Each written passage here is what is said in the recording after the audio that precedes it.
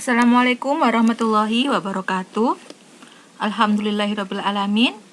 Kita bisa bertemu lagi pada kuliah epidemiologi kesehatan untuk rekam medis.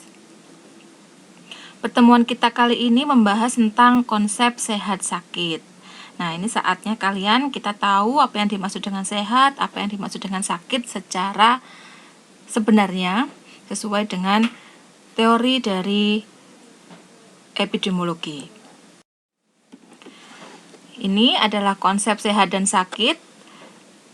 Menurut WHO, sehat itu adalah komplit, jadi semuanya itu tanpa ada keluhan pada fisik, mental, dan kesejahteraan sosial. Sedangkan kalau sakit, yaitu kondisi tubuh yang merasakan gangguan fisiologi, psikologi, maupun adaptasi sosial. Sehingga sehat itu komplit antara fisik, mental, dan sosial. Kalau misalnya ada yang sakit mikir gitu ya, mikir yang nggak selesai-selesai atau yang sampai depresi, itu juga namanya sudah sakit.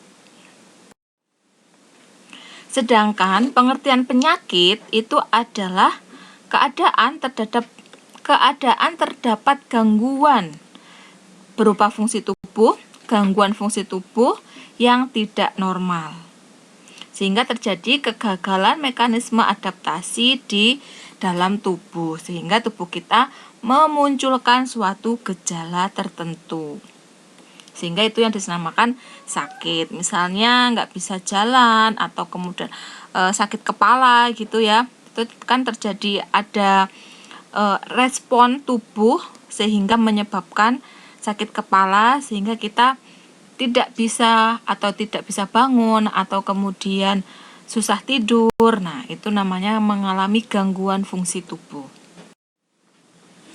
Konsep penyebab sakit ini yang terpenting adalah tidak akan ada akibat kecuali ada sebab, sehingga terjadi suatu akibat karena ada sebab terlebih dahulu. Misalnya kita sakit karena ada penyebab terlebih dahulu. Tidak mungkin moro-moro sakit gitu, tidak ada. Misalkan sakit kepala berat gitu ya, itu nggak mungkin kalau tidak ada sebabnya. Ujuk-ujuk sakit kepala gitu nggak mungkin. Mungkin kemarin-kemarin kita sudah mikir banyak, tapi akumulasi sehingga pada saat ini terjadi sakit kepala, seperti itu. Ini faktor penyebab penyakit atau faktor penyebab sakit itu ada dua faktor, yaitu necessary dan sufficient. Necessary ini seperti contohnya gini, ketika kita ngomong yang contoh kemarin ya, TBC itu tidak akan terjadi tanpa adanya Mycobacterium TBC, sehingga bakteri Mycobacterium itu disebut sebagai faktor penyebab mutlak atau faktor necessary. Dia wajib ada. Sedangkan yang sufficient, kalau di dalam TBC kemarin, itu juga misalnya contohnya lingkungan. Rumah yang tidak memiliki ventilasi yang cukup, sehingga memadai atau cukup untuk membuat orang itu sakit. Bisa dipahami ya. Teori penyebab penyakit ini sebenarnya sudah kita pelajari juga ketika kita belajar yang minggu lalu tentang konsep dasar penyakit. Ada kontagian, Hippocrates, humoral, miasma, jasad klinik, ekologi, lingkungan. Ini akan dijelaskan di berikutnya. Kontagion seperti yang sudah kita pelajari kemarin, bahwa terjadi antara kontak antar satu orang dengan orang lain. Nah, itu yang dulu pernah saya ceritakan, itu tentang penyakit kusta. Kemudian Hippocrates. Nah, ini juga karena lingkungan atau cuaca dulu ya, karena ada air yang tercemar oleh limbah suatu pabrik, sehingga terjadilah penyakit. Kemudian humoral.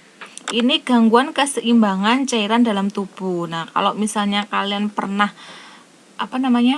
belajar atau pernah mendengar tentang itu loh, lambangnya Cina itu, kalau kita pernah melihat film-film Cina itu kan ada merah sama merah, hitam sama putih yang melungker-melungker itu. Nah, itu ininya simbolnya, sehingga itu adalah keseimbangan dalam tubuh. Kemudian miasma. Miasma ini penyakit itu timbul dari sisa makhluk hidup. Terjadi pembusukan sehingga menyebabkan udara dan lingkungan sekitarnya sehingga terjadi penyakit. Ini kalau jasa training itu sama dengan germ teori yang pernah kita pelajari kemarin, yang diawali oleh penemuan mikroskop oleh Antonio van Leeuwenhoek. Kemudian ekologi lingkungan. Berinteraksi berbagai faktor penyebab lingkungan sehingga menjadi penyakit. Ini timbulnya penyakit bisa dilihat dari berbagai macam teori. Ada segitiga epidemiologi, kemudian nanti ada lagi teori well atau roda, dan kemudian juga ada teori web atau jaring-jaring penyakit gitu. Nah, kalau di dalam triangle epidemiologi itu ada host, agent, dan environment. Nah, nanti habis ini kita akan belajar masing-masing. Intinya adalah host itu merupakan kita atau manusia yang nantinya akan menjadi orang yang terkena penyakit. Sedangkan agent itu adalah pembawa dari suatu penyakit. Jadi misalnya agent itu juga macam-macam. Nanti kita pelajari di belakang. Misalnya itu ada bakteri, virus, kemudian ada tikus. Nah, itu termasuk juga agent. Atau fisik itu kayak panas, kemudian terjadi radiasi, itu termasuk agent juga. Kemudian environment itu adalah keadaan lingkungan mendukung, maka terjadilah suatu penyakit. Nah, ini kalau misalnya terjadi ketidakseimbangan antara host dan agent, maka atau environment-nya yang berubah, maka dia akan terjadi penyakit. Ini akan misalnya yang seperti saat ini, agent virus corona itu di mana-mana, sehingga kita bayangkan bahwa nanti karena ini berat, maka dia akan semakin ke bawah. Sedangkan host dia tidak diimbangi dengan imunitas yang bagus. Seseorang memiliki imun yang rendah sehingga dia ini tidak jadi seimbang, akhirnya dia jadi sakit. Agentnya lebih tinggi, lebih kuat dibandingkan dengan host, sehingga terjadi suatu penyakit. Ini seperti yang sudah kita tahu di slide berikutnya tentang host, agent, dan environment. Nah, ini host itu ada yang ada dalam diri manusia, karakteristiknya. Misalnya keturunan. Misalnya ini kalau keturunan itu orang yang punya penyakit tertentu, maka akan menurunkan kepada keturunannya. Walaupun sebenarnya bukan penyakit menular, tetapi adalah penyakit keturunan yang tidak secara langsung, ada yang langsung, ada yang tidak, diturunkan oleh orang tua ke anak. Yang langsung itu berarti si anak itu tanpa melakukan sesuatu, maka dia otomatis akan mendapatkan penyakit itu dari orang tuanya. Diwariskan penyakit oleh orang tuanya. Sedangkan kalau yang tidak langsung itu contohnya diabetes. Diabetes itu antara orang tua dan anak itu tidak langsung menurun. Jadi kalau akan terjadi penularan atau penurunan atau menjadi sakit juga untuk si anak, itu karena ada kebiasaan si orang tua yang dilakukan juga oleh anaknya, sehingga dan anaknya tadi itu memiliki bakat atau gen yang kuat dari orang tuanya, sehingga penyakit itu bisa terjadi pada anak. Kemudian yang lainnya umur, jenis kelamin, ras, status perkawinan, pekerjaan, kebiasaan hidup. Ini bisa dinalar ya. Umur lansia sama umur balita itu merupakan umur yang rentan dan sebagainya. Karakteristik host. Nah, ini ada beberapa di dalam mata kuliah ini, di dalam materi ini kita akan menjumpai beberapa istilah-istilah yang mungkin Anda sudah tahu tapi belum tahu artinya secara yang sebenarnya. Jadi misalnya ini resistensi. Jadi karakteristik host itu punya karakter resistensi. Jadi dia bertahan dari suatu penyakit. Misalnya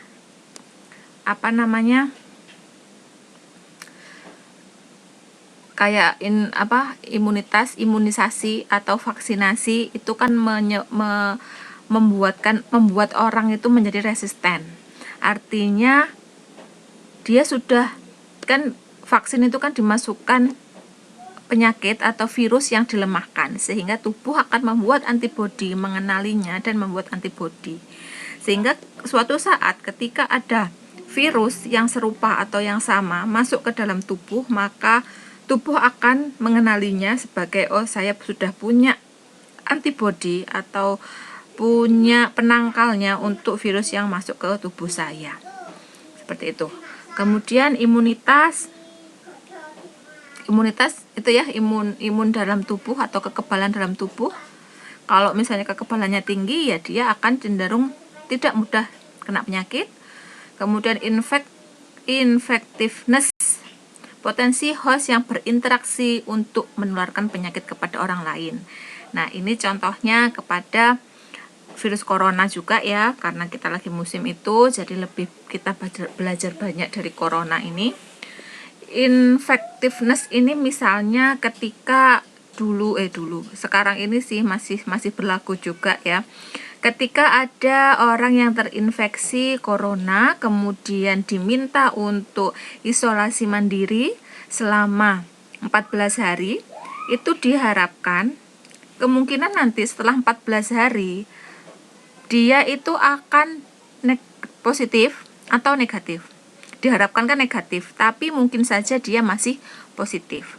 Tetapi, walaupun dia masih positif, tapi sudah infectiveness-nya itu sudah tidak ada.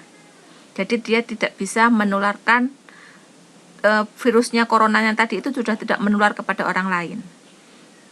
Begitu. Jadi kalau misalnya ada sekarang itu isomannya itu 10 hari, diharapkan digenapkan 14 hari dan kemudian dia tidak bisa menularkan dan boleh pulang dan tidak bisa menularkan kepada orang lain. Nah, jika masih ragu, maka ditambahi seminggu sehingga jadi 21 hari.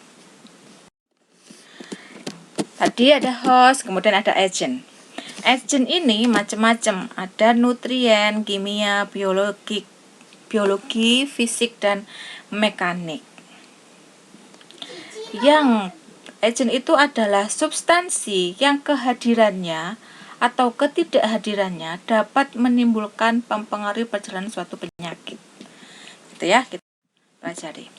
Misalnya yang kimia, ada yang penyakit disebabkan pestisida, yaitu apa? Biasanya keracunan.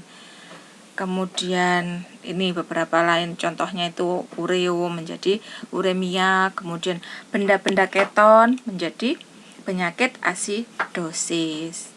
Gitu. Obat-obatan juga food additive atau zat penambah makanan.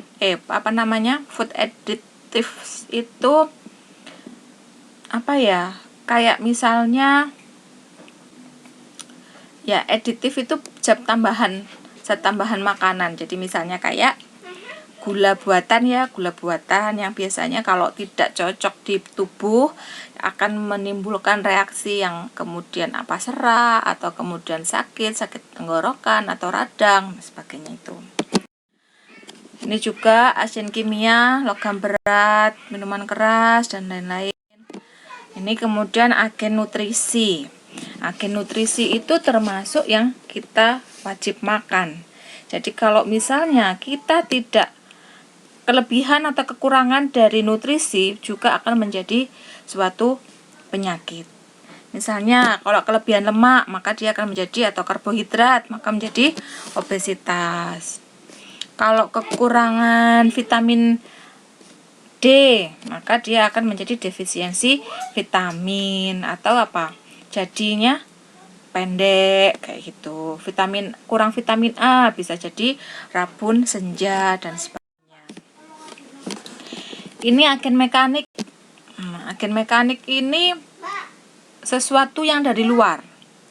Misalnya pemakaian sepatu yang sempit, maka akan menjadi kakinya ini kan kesempitan, sehingga nanti akan muncul lecet-lecet dan sebagainya, atau mungkin ada, bukan langsung lecet, biasanya ada benjolan atau yang disebut dengan verruca vulgaris seperti itu. Kemudian gerakan menekan atau memutar maka akan menjadi carpal tunnel syndrome. Atau kalau kalian pernah melihat orang yang pekerjaannya itu adalah mengdrill ya, apa namanya ya, kalau misalnya Anda tahu di suatu proyek gitu ya, untuk melubangi atau membuat suatu lubang di aspal, dia akan menggunakan alat yang dia itu naik turun kayak gemeter gitu. Nah, yang dioperasikan oleh seseorang. Nah, seseorang itu bisa saja nantinya memiliki penyakit tremor yang gemeteran terus seperti itu. Nah, ini kemudian tadi yang saya sebutkan agen fisika, yaitu radiasi dapat menyebabkan kanker kulit, udara, suhu udara, kelembapan dan lain-lain. Nah, ini bisa dipelajari dan bisa dinalar ya. Kemudian agen biologis. Agen biologis seperti kita tahu apa saja.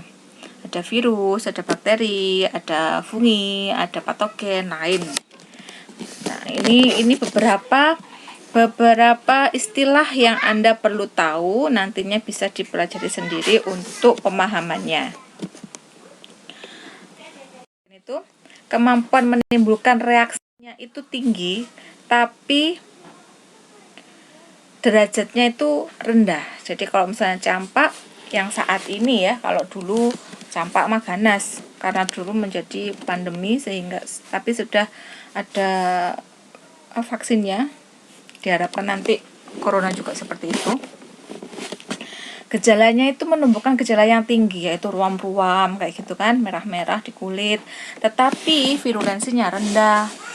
Sehingga untuk saat ini campak itu tidak begitu berbahaya, apalagi kalau itu terjadi pada anak yang sudah pernah diimunisasi. Berarti imunisasi itu memang tidak menjamin 100% bahwa anak itu atau seseorang itu tahan terhadap suatu agen yang sudah dimasukkan ke dalam tubuhnya tersebut.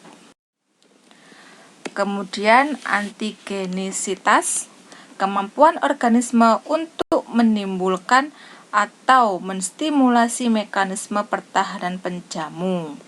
Nah, ini antigen ya. Kalau misalnya kita pernah tahu kemarin lagi ngehits itu swab antigen. Nah, itu berarti dia melihat berapa jumlah antibodinya, apakah antibodinya ini muncul apa tidak untuk melawan sesuatu.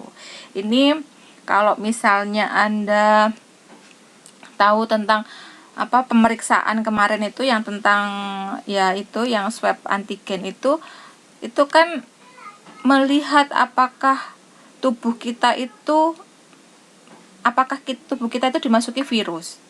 Nah, salah satu memang Tuhan itu memberi tubuh kita itu suatu keajaiban ya, sehingga jika ada virus atau benda asing yang masuk ke tubuh, pasti tubuh kita itu merespon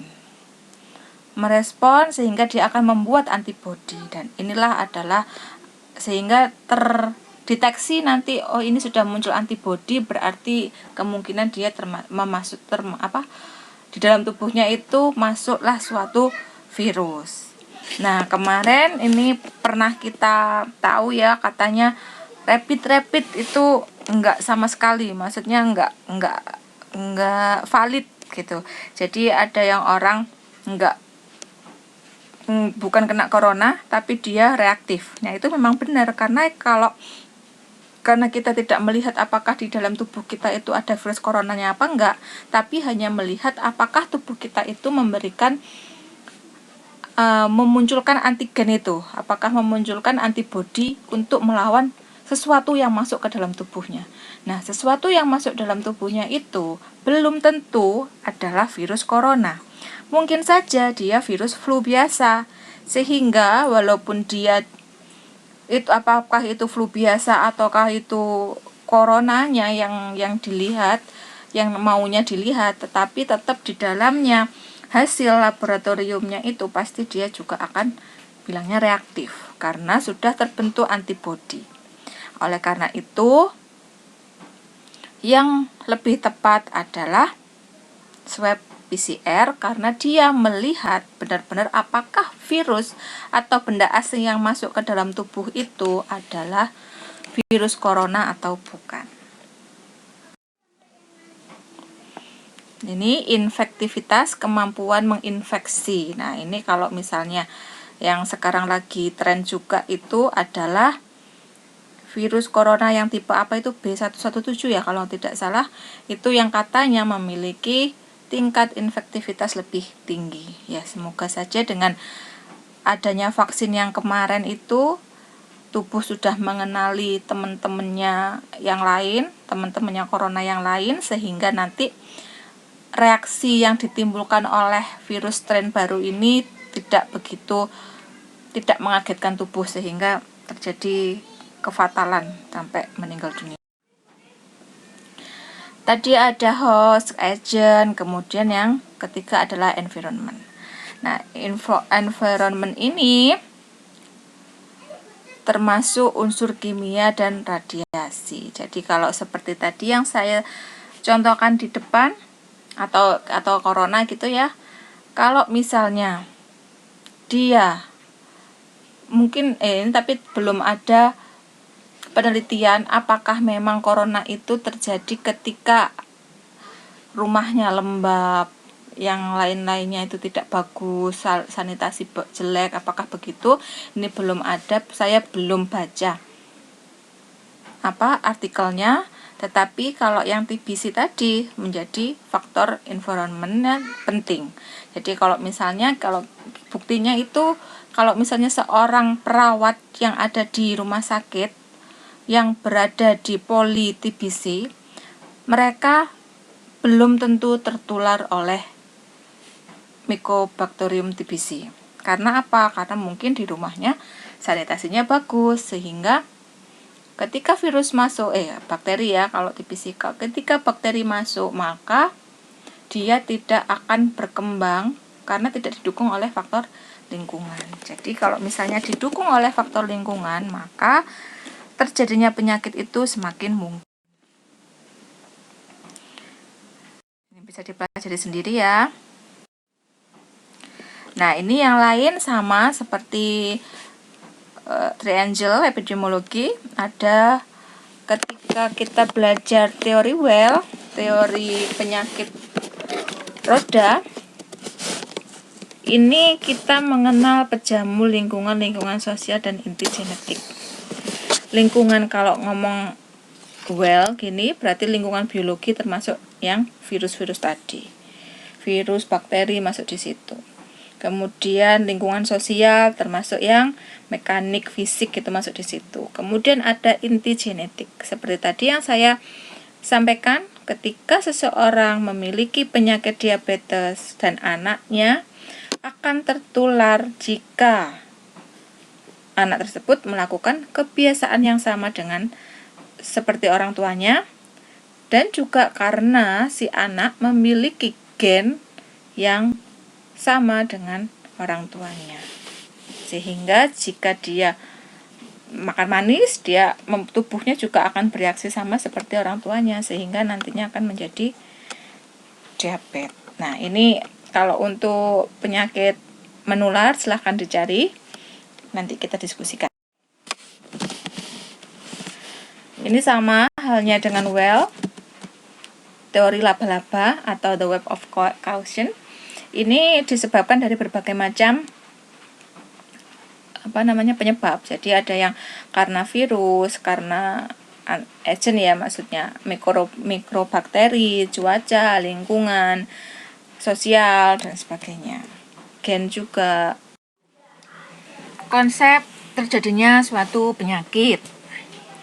Berikutnya adalah tentang riwayat alamiah penyakit. Jadi ini harap bersabar ya, karena sebenarnya untuk epidemiologi penyakit menular kita harus tahu terlebih dahulu tentang ini, sehingga nanti ketika Anda membahas penyakitnya akan jauh lebih mudah.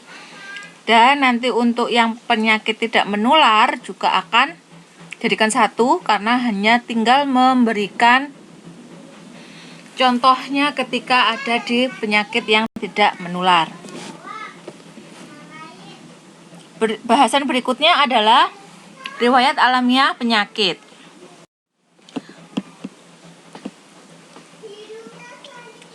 Atau yang disebut dalam bahasa Inggris adalah Natural History of Disease. Merupakan gambaran perkembangan suatu penyakit tanpa campur tangan medis atau intervensi lain, sehingga penyakit berlangsung secara alami atau ilmiah. Riwayat alamiah penyakit berbeda-beda untuk tiap penyakit. Tetapi untuk gambaran skematis atau dalam riwayat alamiah penyakit ini adalah sama. Di sini kita lihat. Hal ini diperlukan untuk upaya pencegahan dan pengendalian penyakit. Manfaatnya adalah menetapkan diagnosis, dasar melakukan terapi, dan sebagai pencegahan. Nah, sebenarnya dalam tahapan riwayat alamiah penyakit ini saya cukup menerangkan satu slide ini, karena di sini sudah kompleks, sudah terangkum semuanya. Jadi tahapan riwayat alamiah penyakit ini sama untuk semua penyakit, tetapi akan berbeda per penyakit itu sendiri. Artinya ciri-ciri khasnya dari suatu penyakit itu berbeda. Suatu penyakit itu diawali dengan tahapan ini. Stage of disease, susceptibility. Jadi sebenarnya ini loh yang kita baca itu. Yang di sini itu hanya step-stepnya. Di sini ada step-stepnya berdasarkan ini. Ini stage of disease-nya seperti ini. Ada susceptibility, pre-symptomatic, kemudian clinical disease, dan disability or recovery. Nah, di dalam susceptibility ini, penyakit itu sudah ada, tetapi belum terpapar gitu ya. Di sini tuh terpapar, sehingga nanti ketika dia terinfeksi, maka awal-awal pasti ada tahapan pre-simptomatik. Berarti kalau ngomong pre, sebelum simptom itu gejala, sehingga disebutnya gejalanya itu belum tampak di dalamnya sini.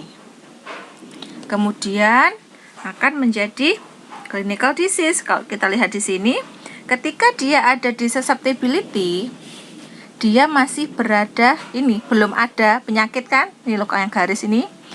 Kalau yang di susceptibility dia kosong, tidak ada apa-apa. Dia memang belum nampak apa-apa. Dia hanya terpapar. Sedangkan pre-symptomatic dia masuk kena infeksi. Dia tapi belum menunjukkan gejala klinis, sehingga dia berada di bawah clinical horizon. Ketika dia sudah berada di clinical disease, maka dia akan muncul clinical disease, dia akan muncul. Gejalanya terlihat, apakah sesak nafas, apakah batuk, apakah flu, kayak gitu. Dia terlihat di sini.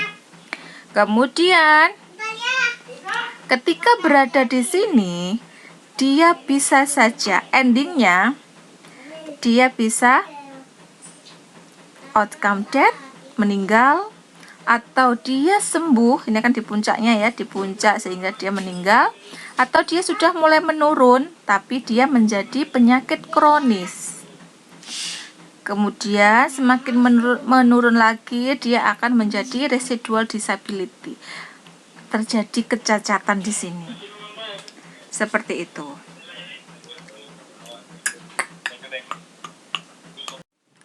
Ketika berada di sini, di residual residual disability, dia akan di dalamnya state of disease-nya ini dia berada di stage disability or recovery. Jadi ketika suatu penyakit itu berada di daerah sini, penyembuhan kemungkinannya itu ada beberapa tadi itu. Kalau dilihat dari tissue change atau perubahan jaringan tubuh, maka disebutnya seperti ini: prepathogenesis, pathogenesis, dan resolution or sequelae. Apa itu pathogenesis? Bisa dilihat tadi ya, yang di depan tadi. Kemudian ini adalah level of prevention, atau prevention itu apa? Prevention itu adalah pencegahan. Disebutnya ada primary, ada pencegahan primer, pencegahan sekunder, ada pencegahan tersier. Ini sebenarnya ada lagi di sini itu pencegahan primordial. Ini nanti kita pelajari di minggu depannya lagi ya. Kemudian mode interventionnya seperti ini. Ada health promotion, specific protection, detection early, diagnosis, prompt treatment, dan disability limitation. Nah, tadi itu disebutkan bahwa salah satu manfaat dari riwayat alamiah penyakit adalah diagnosis dan pencegahan penyakit. Nah, kalau misalnya kita ngomong diagnosis, berarti ada di sini diagnosis. Benar berarti.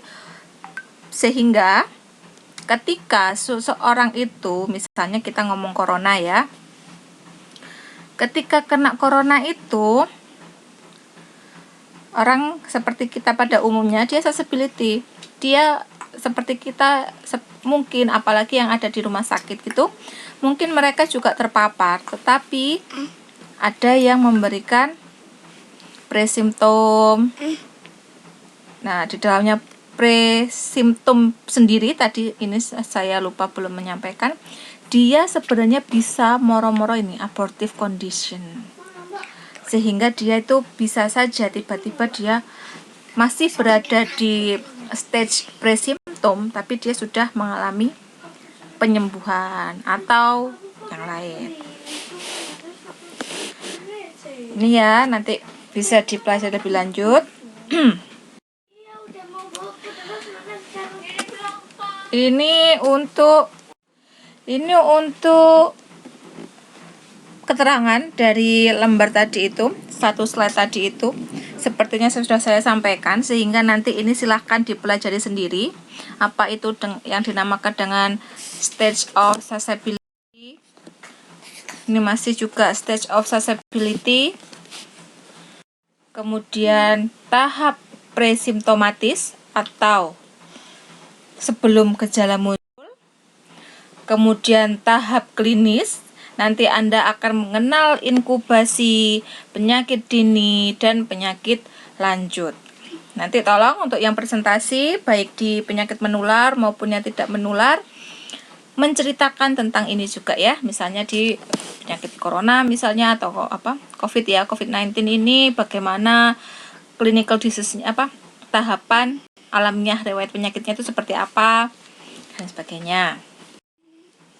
Inkubasi itu apa, sehingga berapa lama orang itu masuk ke dalam bakteri atau virus itu ketika menginfeksi tubuh, akan berapa lama dia akan muncul suatu gejala, itu namanya inkubasi.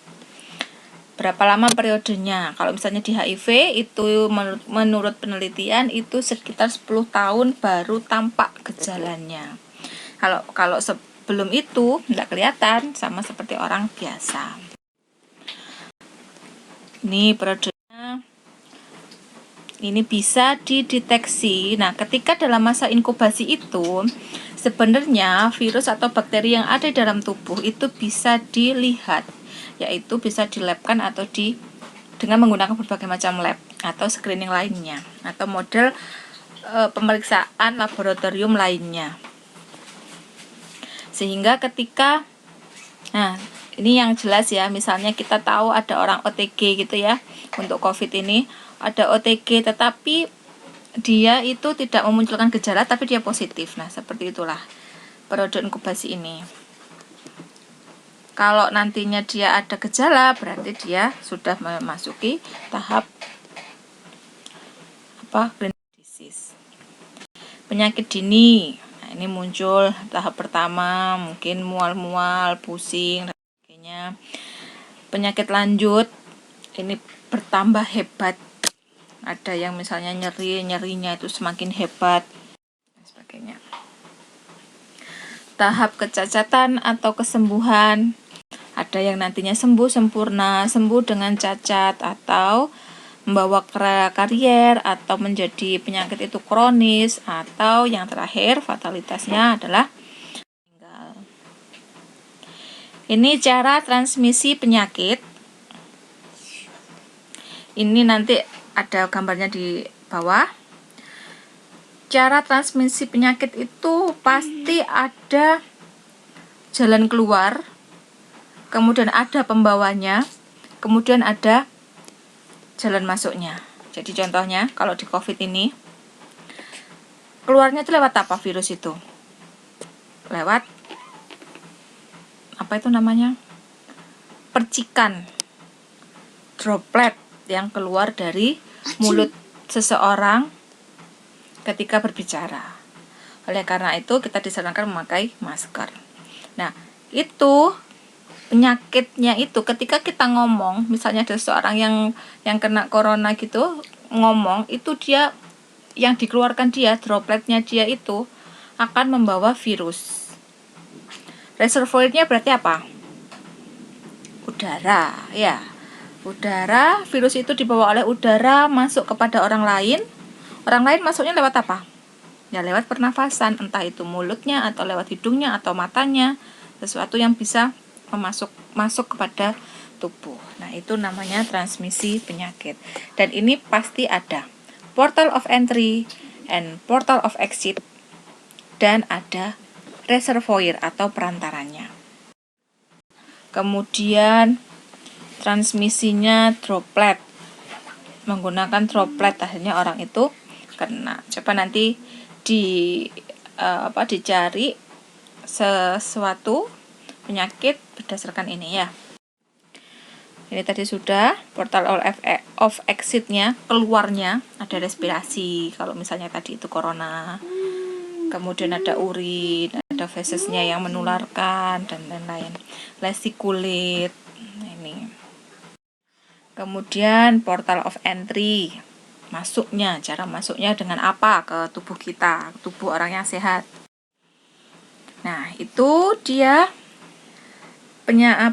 riwayat alamiah penyakit, sehingga nanti untuk petugas kelompok yang ada di epidemiologi penyakit menular atau yang ada di epidemiologi penyakit tidak menular, tolong dijelaskan semuanya dari depan tadi sampai ke yang terakhir tadi tentang riwayat alamiah penyakit.